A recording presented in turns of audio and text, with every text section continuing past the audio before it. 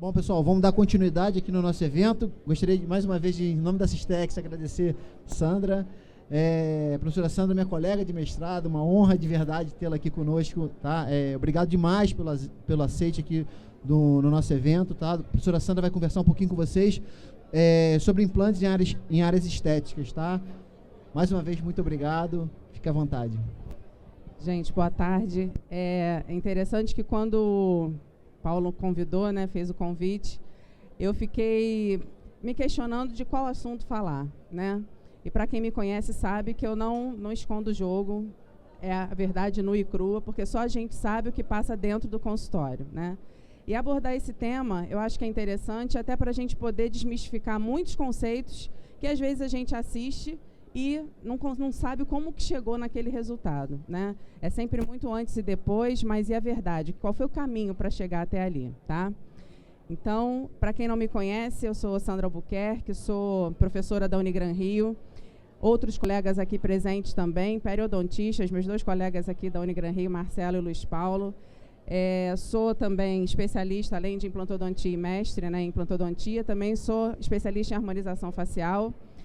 Exerço bastante essa área também, mas eu sempre falo, né, que quando a gente faz uma apresentação dessa, eu não coloco o meu principal título, que é ser filha de quem eu sou, do Agrício, da Francisca, que são pessoas que me passaram os grandes princípios para eu poder hoje estar aqui apresentando isso para vocês, tá?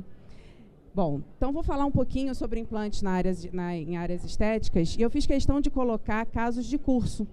Porque para quem está, né, trabalhando ali com a inabilidade que o clínico, né, tá dentro de um curso tem, existem conceitos e também questões que às vezes a gente se depara que não sabe como que vai resolver, tá? Então, eu já começo a aula mostrando que o espaço biológico ele tem que ser preservado. Antigamente, eu sou de uma época, né, eu fiz implantodontia em 2006, e antigamente a gente tinha aquele conceito de quanto maior o implante, melhor para poder ocupar todo aquele alvéolo. A gente sabe que hoje em dia esse conceito já caiu por terra.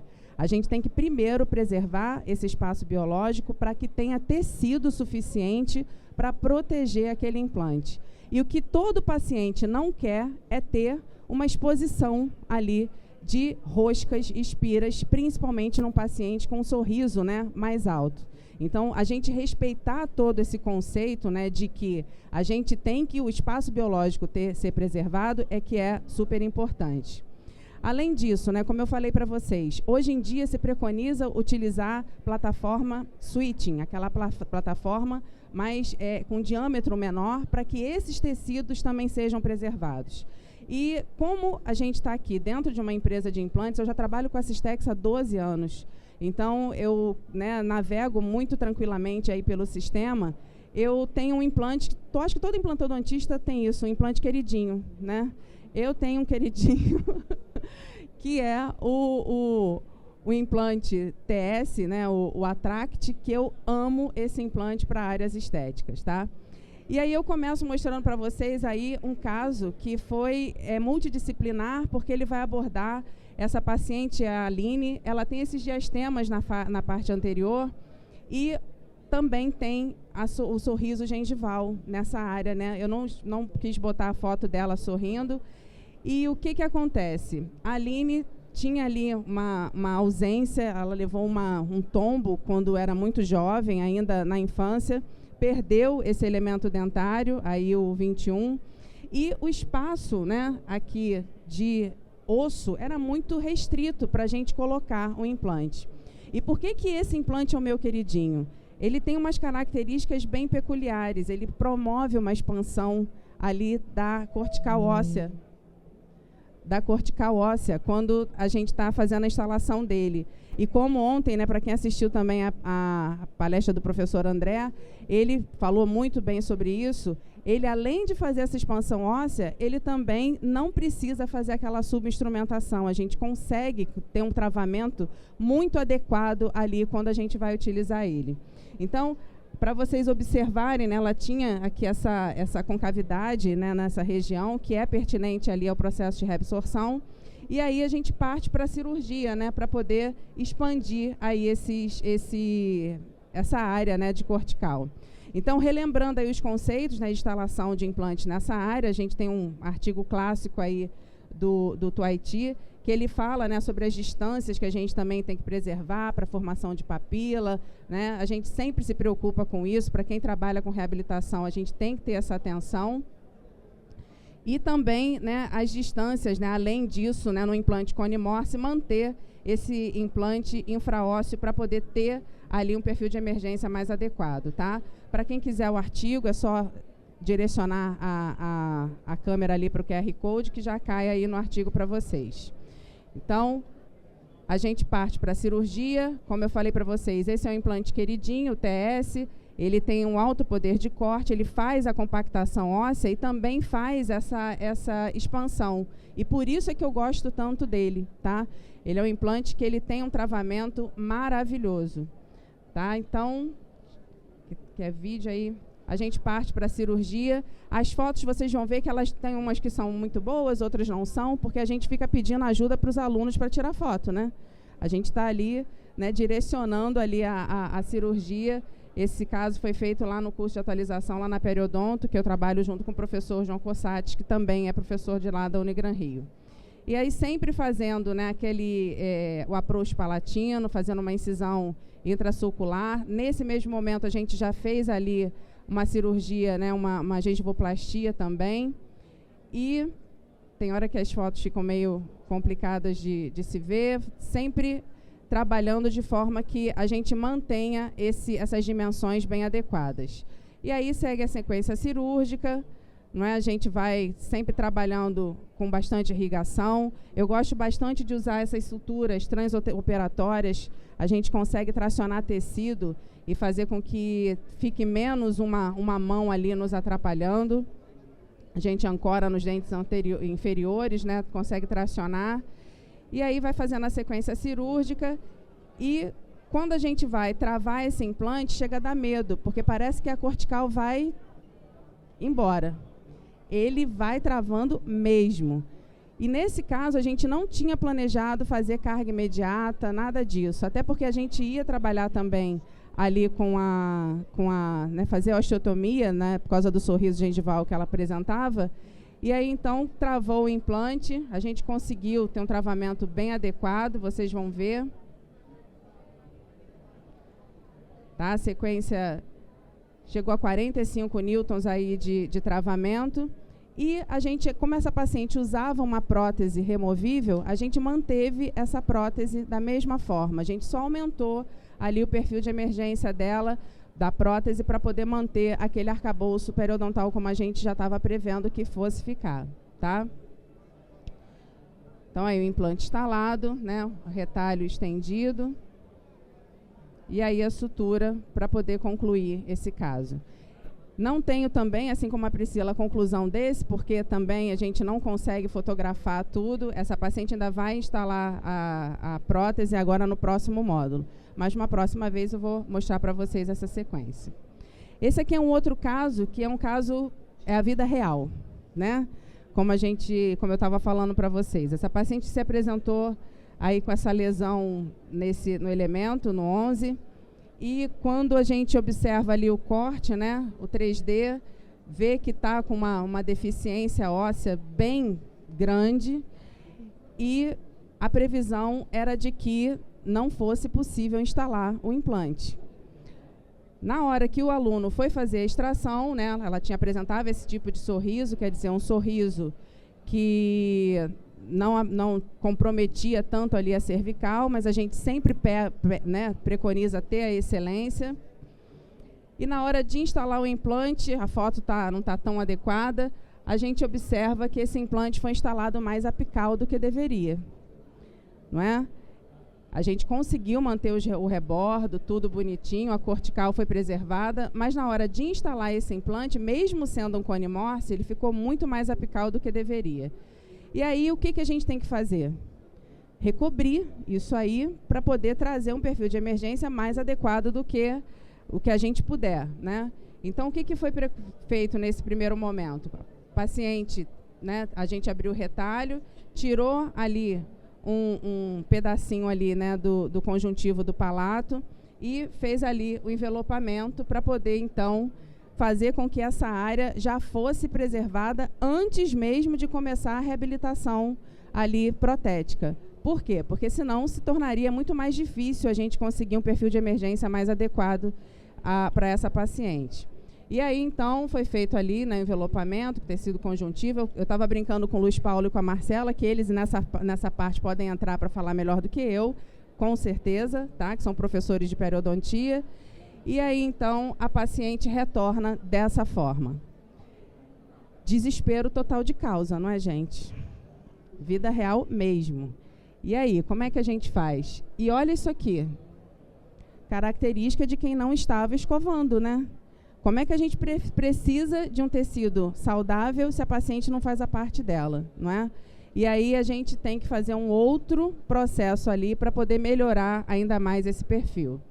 E aí a sugestão, né? Eu gosto muito de trabalhar com agregado plaquetário, é uma área que assim eu sou apaixonada de verdade. E aí, então, a gente, na mesma hora, quando a paciente se apresentou desse jeito, a gente já montou todo o cenário e vamos fazer o LPRF para poder melhorar ainda mais ali esse perfil. Então, as membranas aí, e ela se apresenta depois de 15 dias já com essa condição. Mesmo sendo orientada, a gente percebe que ainda tem uma deficiência ali de higiene, né? E a gente fica ali em cima do paciente para tentar melhorar essa condição dele. E aí, nesse momento, a gente percebe que não adianta a gente ficar lutando muito, porque o paciente também tem essa participação aí na decisão terapêutica que a gente vai tomar. E aí, como a gente já tinha feito a análise de sorriso dela, ela não tem um sorriso alto, a sugestão foi a gente começar, então, a parte protética e tentar manipular esse tecido da melhor forma possível para que ele não retraísse mais ainda. E foi isso que foi feito a partir disso, então. Eu gosto muito desse implante, né, porque ele tem essa possibilidade da gente usar o UCLA nesse tipo de implante, a gente personaliza ali o intermediário, e aí então a gente fez essa opção, até porque vocês podem, né, observaram, é uma paciente que tem uma indicação ortodôntica, mas que se recusa a fazer a ortodontia. E aí então a gente personalizou ali esse intermediário, fizemos a prova, óbvio, né, gente? Não vai ser uma PF1, vai ser uma PF2, o dente mais alongado, mas ela vai estar ali com um sorriso reabilitado, feliz, com uma prótese fixa, sem ter nenhum tipo de dano ali, até emocional, com aquela situação de ficar removendo a prótese.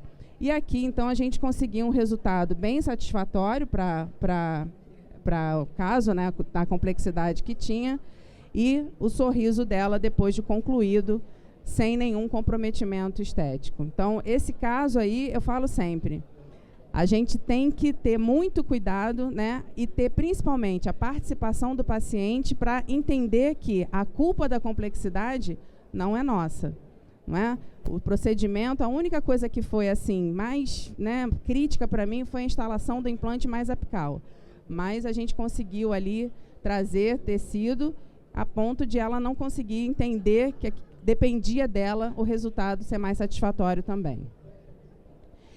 E aí a gente se depara com isso aqui. Paciente de curso também. 18 anos, eu sou mãe de 3, meu mais velho tem 19, é lindo, igual esse menino que se apresentou lá. E ele estava desde os 11 anos usando esse aparelho para poder fazer aí a manutenção desse dente, né, do 21, que estava com essa reabsorção aqui na vestibular. E quando eu conversei com a mãe dele, a gente se coloca muito no lugar, né, dos pais, né, a gente que convive com esses adolescentes, e ele falou assim, doutora, não tem problema não, o que tiver que fazer eu faço, eu só não quero mais usar o aparelho. Aí eu falei, como assim? Eu tiro então o aparelho, tiro o dente e você fica sem aparelho, tá tudo bem? Aí ele riu, né? Ele não, né? Eu falei, menino lindo. E aí eu falei para ele, olha, o seu tratamento não é um tratamento rápido, é um tratamento de alta complexidade e que eu vou principalmente ter a sua participação para a gente conseguir um resultado favorável. E aí ele levou um tombo, avulsionou a esse elemento e o dentista na época tratou o canal na mão, colocou ali no alvéolo E funcionou, gente. Ele, dos 11 até os 18, dessa forma, eu acho que funcionou super bem. E aí, quando eu pedi a tomografia, né, percebi, não tinha nada, né, de osso ali na vestibular. Então, a gente já sabe, já entra para a cirurgia sabendo do medinho que a gente vai passar. E foi isso mesmo que aconteceu. Quando extraiu o dente, tá ali, nada. E o que faz nessa hora? É importante a instalação do implante nesse momento? Para mim, não. O que a gente precisa daí? Tecido. Então, tem que dar condições dessa região aí, né? Ter quantidade de tecido suficiente para recobrir e aí depois, então, a gente pensa no implante. Porque senão a gente vai trazer um dano ainda maior. Mesmo tendo a cortical palatina, né? A gente sabe que a gente podia botar um implante mais longo, tinha altura para a gente colocar o implante, mas não foi a opção de terapia. O tecido perimplantar tem que existir para a gente poder ter um resultado mais favorável. E aí foi utilizado, então, o Blue Bone e também a Green Membrane, que também é do sistema, né, da Regener, e a gente conseguiu fazer ali um fechamento. Além da utilização desses materiais, a gente também utilizou o LPRF, e recobrimos aquele tecido com bastante, né, volume, porque a gente sabe que a gente vai ter uma perda dessa área também. E colocamos de novo ali o bracket, né, que ele já estava usando. Utilizamos o mesmo elemento dele, só cortamos a parte ali da raiz, sempre deixando ele sem tocar no tecido, muita sutura para poder manter esse tecido dessa forma. E é interessante porque, para quem não sabe, eu já fui ortodontista, né? Logo quando eu me formei, eu entrei, me enveredei pela ortodontia, e nesse momento foi importantíssimo, né, para eu saber fazer isso aqui, né, colocar de volta, né? Porque implantodontista não gosta muito de orto, né? A grande maioria. E aí ele volta assim, gente, depois de um mês. Tecido, né? Era esse o objetivo. Então, esse é mais um caso que eu vou ficar devendo para vocês o resultado final. Mas espero mesmo, porque eu quero usar o TS, tá? Que é o meu queridinho. Quero ter osso ali suficiente para poder fazer com que esse menino, né, tenha aí uma estética e uma função também bem adequada. Bom, eu agradeço aqui, cadê o Paulo? Agradeço a Sistex, a Flávia, como eu falei para vocês, são 12 anos usando o sistema, eu sei da confiabilidade que ele tem. E agradeço também ao Paulo, tá todo mundo, né, que está aí envolvido para que tudo aqui dê certo, tá? Muito obrigada. Nós que agradecemos, professora Sandra, pela sua palestra. Mais uma vez, muito obrigado mais uma vez pelo aceite do convite, por ter abrilhantado aqui essa tarde aqui com a sua aula, com a apresentação de casos. Muito obrigado de verdade, tá? Mais uma vez. Obrigada, gente. Obrigada.